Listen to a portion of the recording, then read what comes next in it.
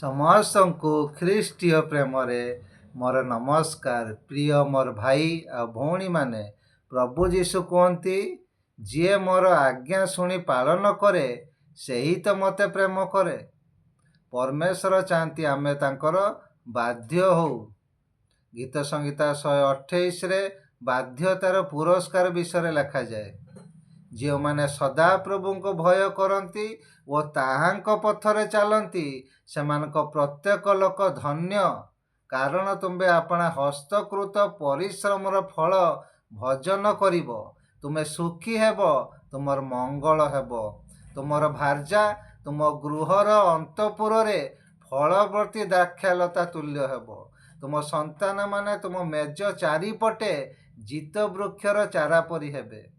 ଦେଖ, ସଦାପ୍ରଭୁଙ୍କୁ ଭୟ କରିବା ଲୋକମାନେ ଏହି ପ୍ରକାର ଆଶୀର୍ବାଦ ପ୍ରାପ୍ତ ହେବେ। ସେ ସିଓନରୁ ତୁମକୁ ଆଶୀର୍ବାଦ କରିବେ ଆଉ ତୁମେ ଯାବଜୀବନ ଜେରୁସାଲେମର ମଙ୍ଗଳ ଦେଖିବ। ତୁମେ ଆପଣା ସନ୍ତାନ ଗଣର ସନ୍ତାନ ଦେଖିବ। ଆମେ ଈଶ୍ୱରଙ୍କ ବାଧ୍ୟ ହେବା, ତାହେଲେ ଏଇ ଜଗତରେ ପ୍ରଭୁ ବହୁ ଗୁଣରେ ଆମକୁ ଆଶୀର୍ବାଦ କରିବେ। ସମସ୍ତଙ୍କୁ ପ୍ରେଜ୍ ଦ ଲର୍ଡ।